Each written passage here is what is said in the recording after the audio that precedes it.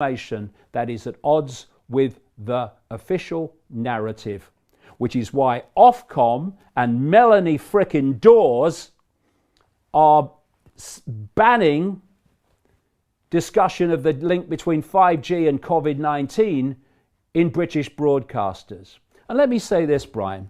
Let me say this to the broadcasters. Let me say this to everybody who's just accepting this. Let me say it to law enforcement.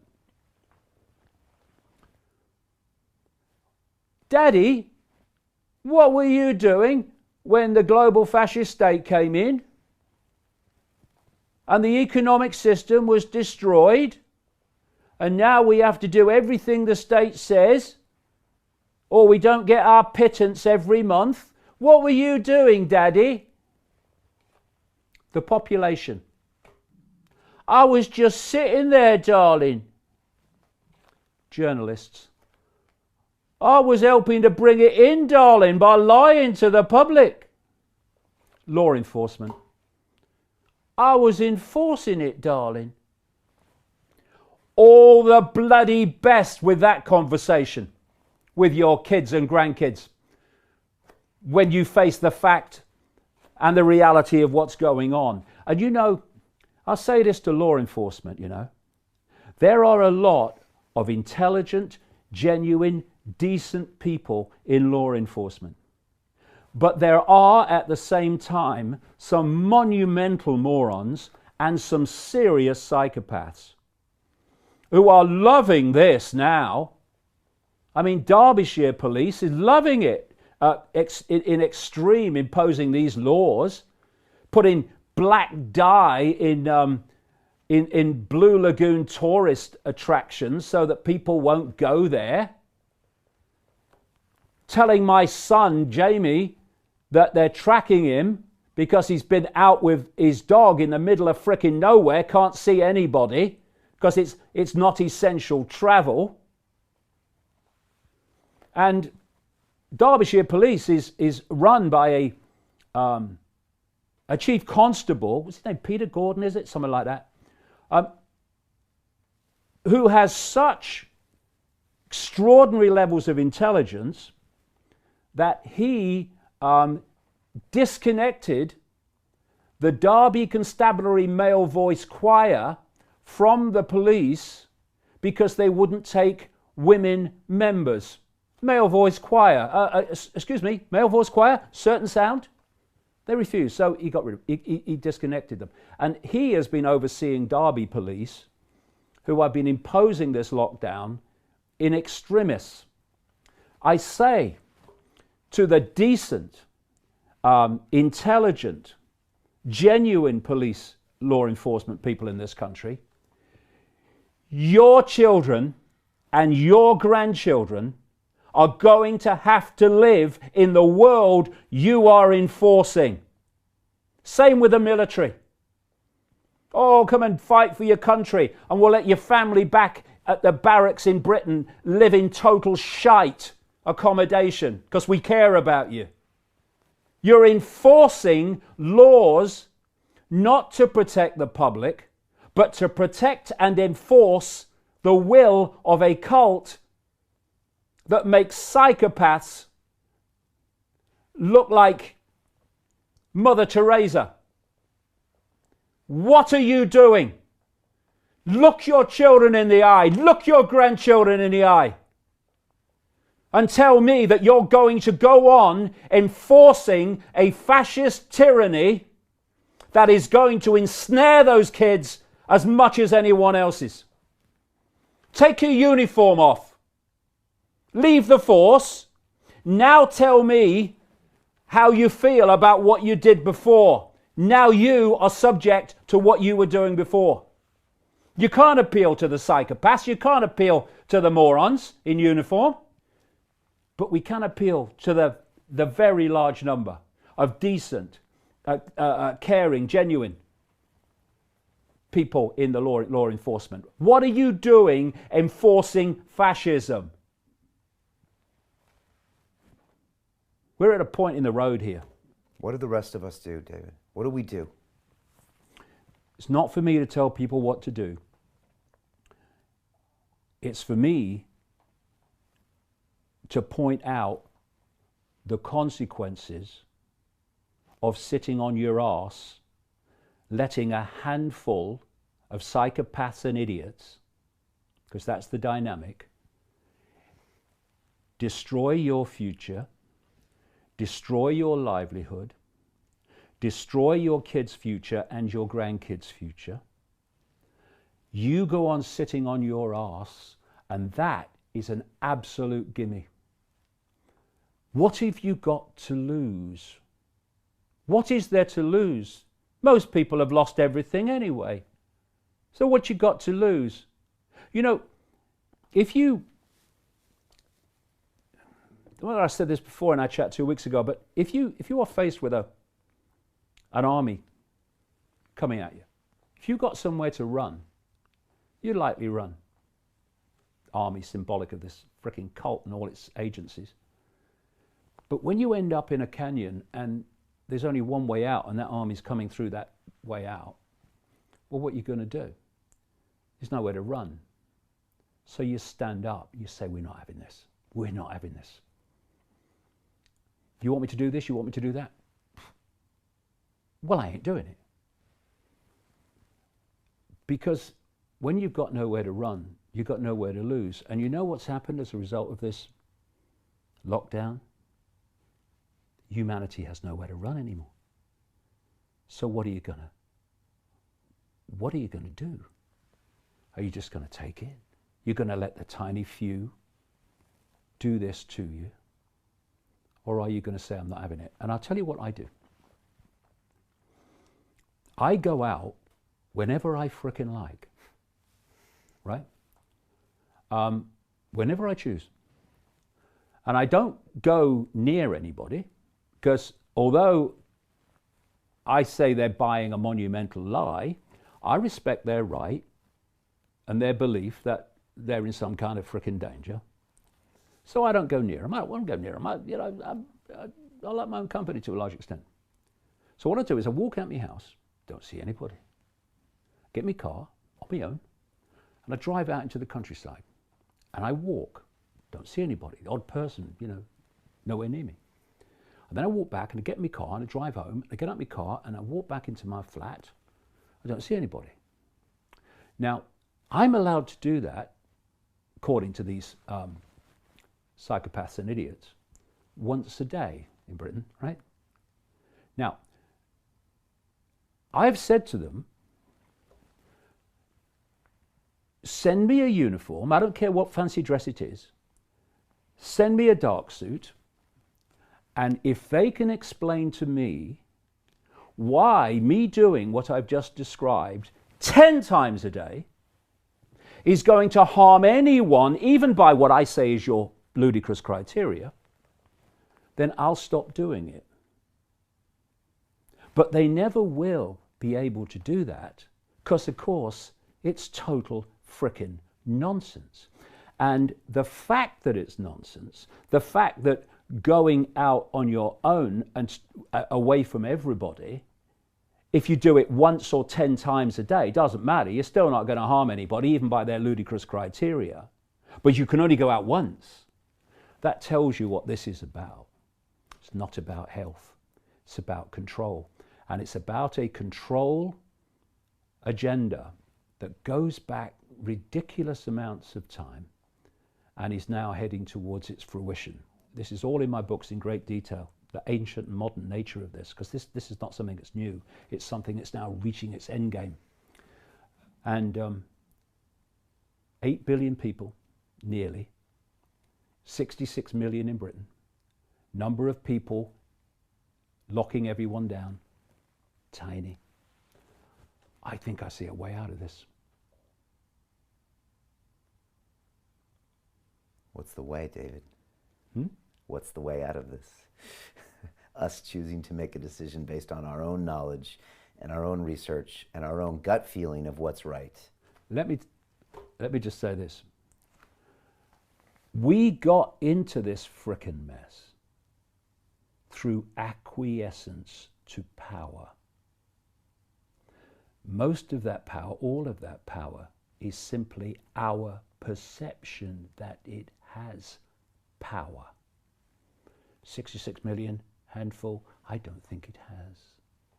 So if we got into this mess by acquiescing to the illusion of power, what's the frickin' answer? Ceasing to do so. And then we'll see where the real power is. And it's not with the few.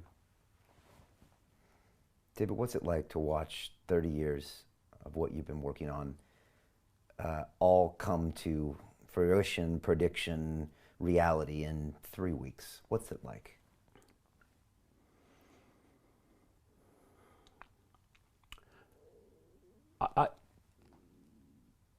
I don't give myself the time to be frustrated, because that's just drains your energy. So I just get on with it. And I see silver linings in every cloud.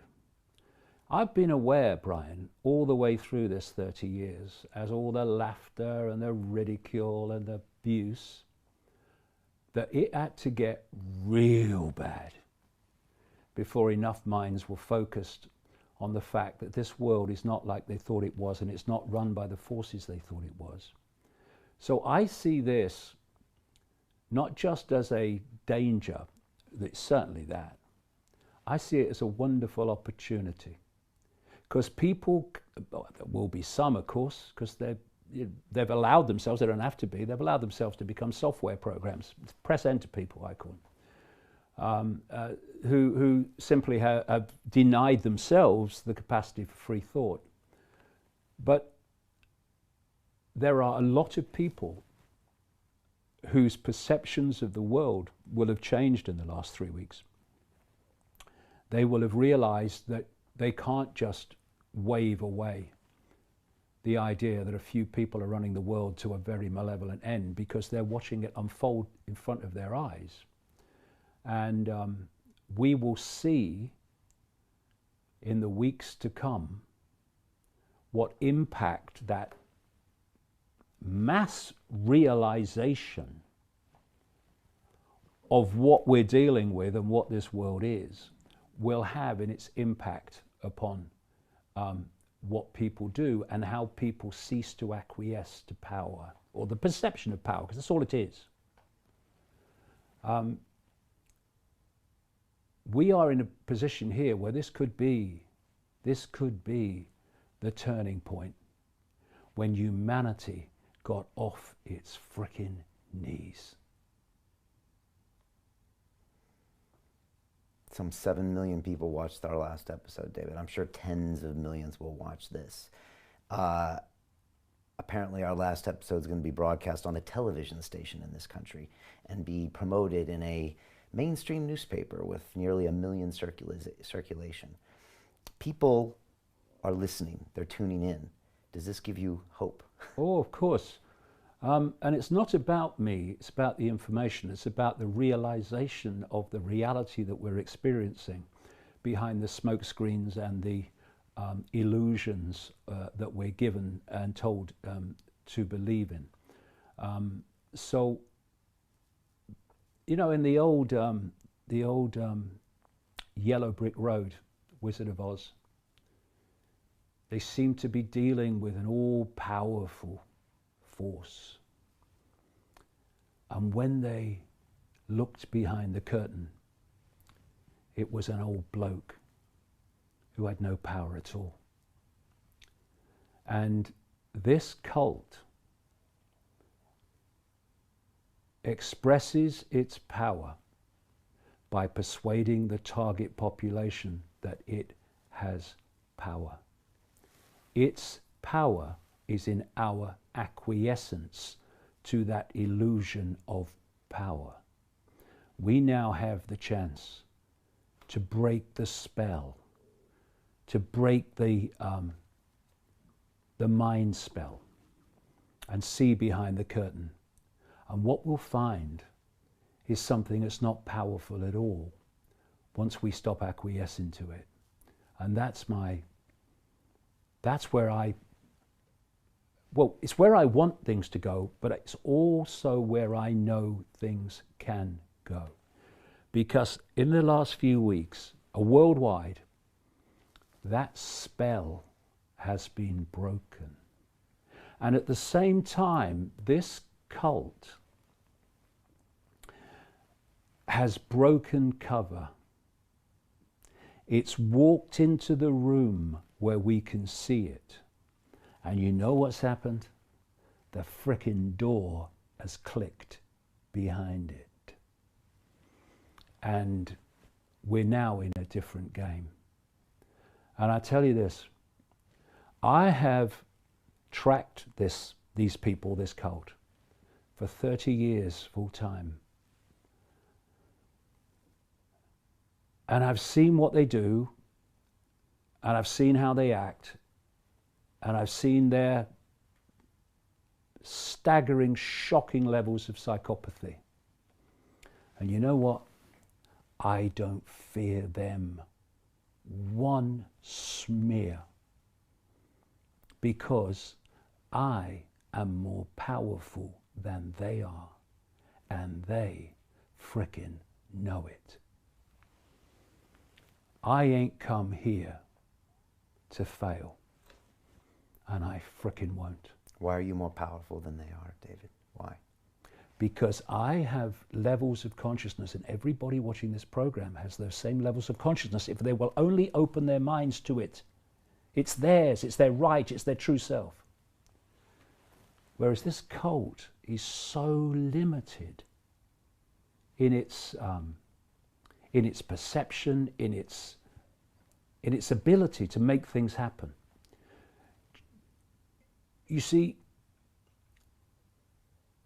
what they've done, because they are so limited, I promise you they are so limited, the only way they can control humanity is to put humanity in a smaller box than they're in. That's how they've done it. And when humanity steps out of the box and realizes its true identity, which is a state of infinite awareness, which these pillocks aren't, then they're in a box. We are expanded consciousness well beyond the box. And they become powerless to that. They have to put us in a smaller box than they're in. That's what they've done. And they could not do it without it. Once we open our eyes, we open our minds, we open our hearts, the walls of the prison, the walls of the bubble, the walls of the box, whatever you want to talk about, just fade away. And we become the true power that we really are. All of us. Yes, you, Ethel, on the checkout. You as well. All of us. And the way they have controlled us is by blocking out that expansion of true self and locked us away in a bubble where we perceive everything only through the five senses. We self-identify with labels. We self-identify with our life stories and our race and our sexuality and all that stuff. They're just experiences. And they keep us in the bubble when we think that's the I. And that's, so we're in the bubble, they're in a slightly bigger bubble, and so they control. When we realize the true nature of what we are, which is consciousness, eternal, exploring forever consciousness, having a brief experience called human, and we tap into that infinite creativity, power, and open our hearts. And when you open your heart, it's not just to love, not I love you, darling, saw you down the disco love. I mean real love in its infinite, unconditional sense. What you're doing is you're tapping in to a level of consciousness that does not have something which is the very foundation of human control. It does not have fear. So I am a unique expression of all that is, has been, and ever can be. I will go on exploring forever, forever. This is just a brief experience. What is there to fear? Nothing. And when you lose fear, you do what you know to be right without asking the question, which is fear asking the question. This is what I know I need to do, but what are the consequences for me? It's asking about the consequences, which is fear asking the question, that leads to people not doing what they know to be right.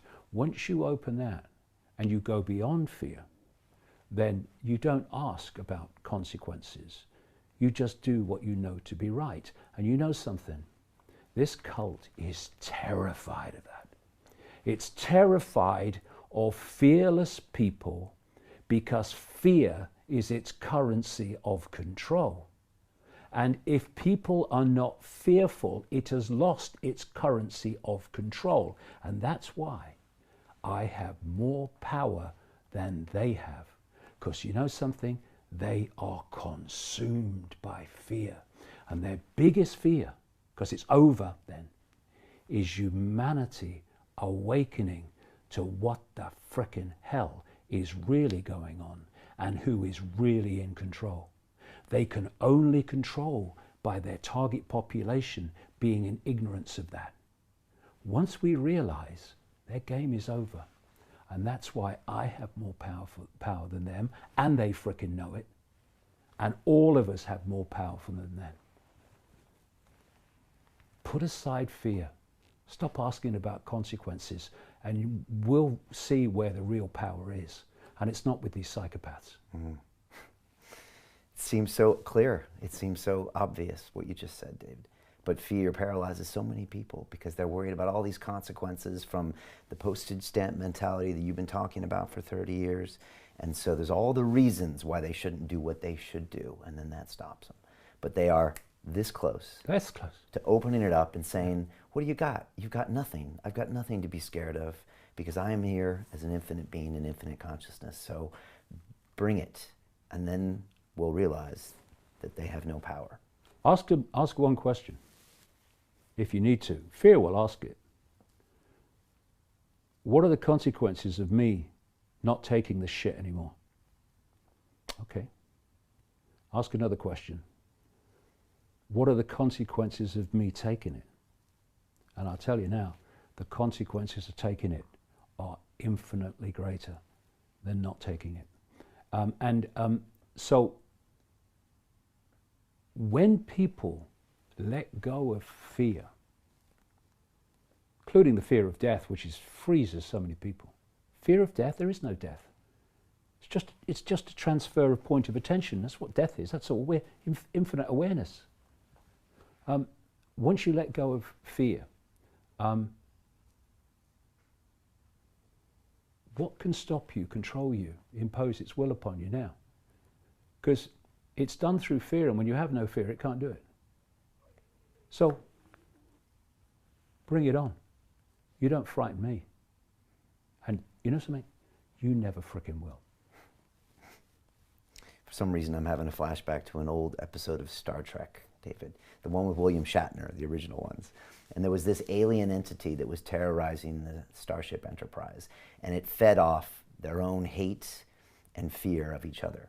And when Captain Kirk realized this at the very last scene, he said, oh, that's what they're feeding off. And they all started laughing, and they all started being joyful.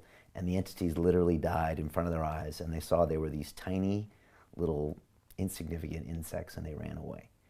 Well, if people read my books, when I go into the deep level of what's behind this cult, that is so close to the truth of what's going on. If we go deeper into deeper levels, exactly what is going on. And the greatest thing apart from fear is they have to divide and rule us. So they divide us on race and sexuality and political view and all the rest of it. And if we could just find the peace to be at peace with others having a different view to us, those fault lines would fall. And we would start to see that whether you are a Jew or a Muslim or a transgender or black, white, whatever, these are just different experiences of the same infinite state of awareness. They're just different points of attention in the same state of awareness. We are each other.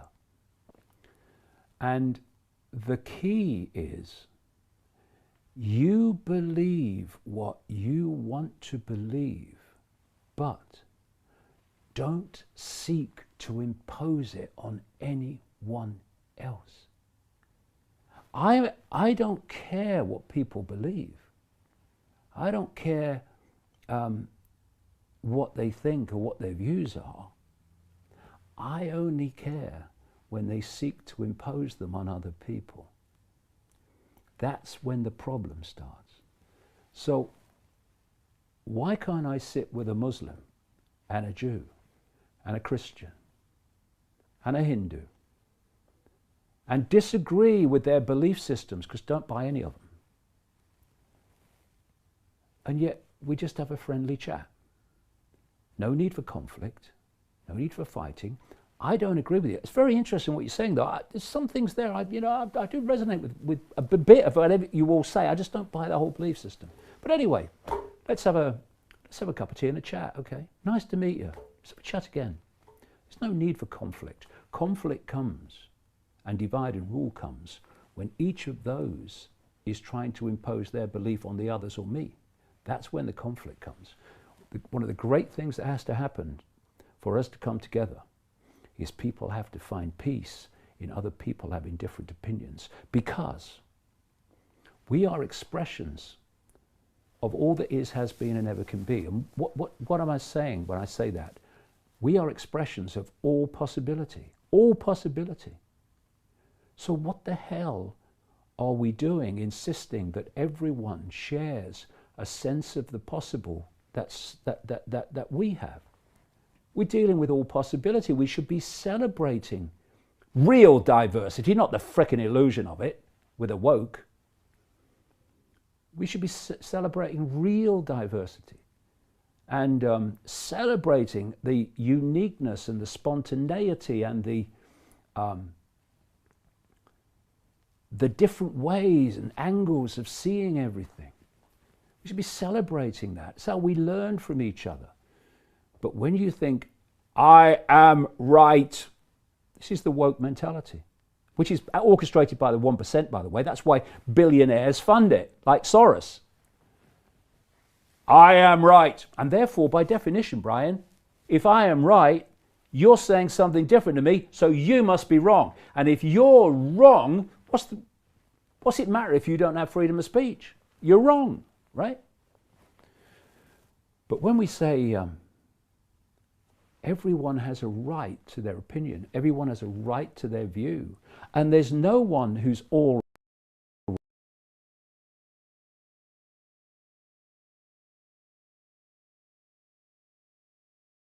right, and there's no one who's all wrong. It's just a matter of degree.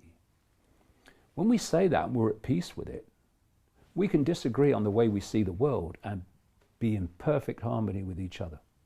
Because no matter what our labels and the divisions and the fault lines that are used to divide us, this cult has every single one of us in its gun sight. Can you not see that now?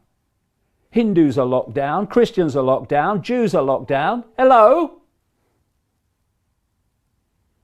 Let this be the time when we see the fallacy and the farce of allowing ourselves to be divided and ruled by our beliefs and our belief in I am right, and therefore no one else should be able to have a different opinion to me, because that's how the cult works.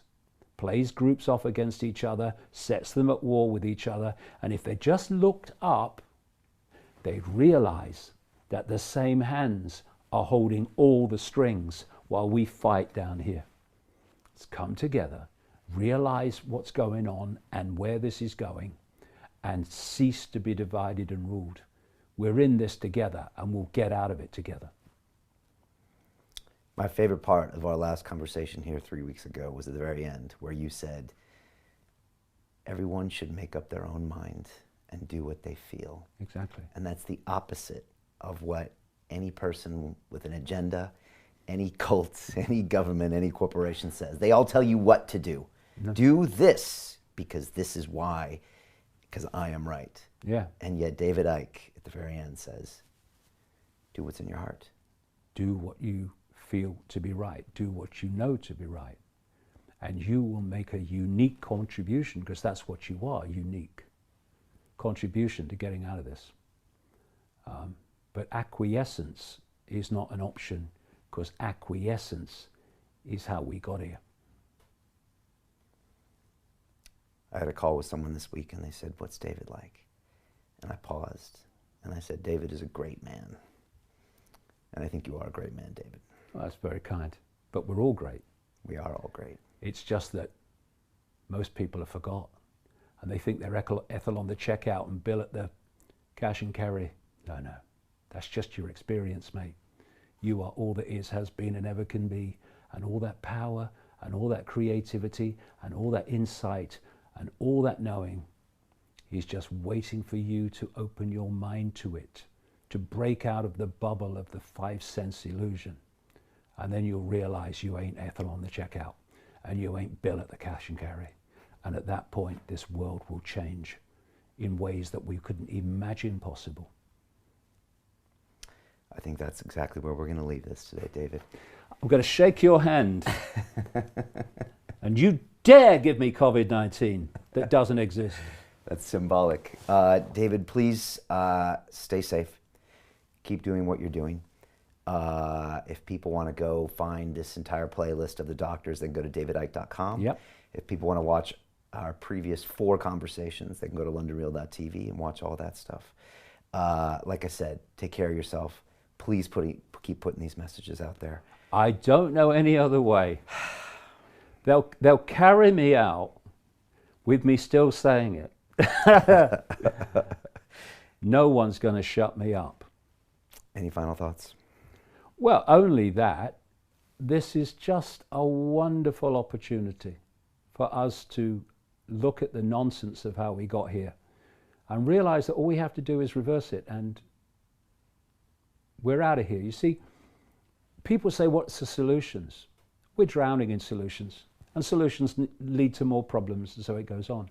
The greatest way to solve a problem is to remove the cause of it.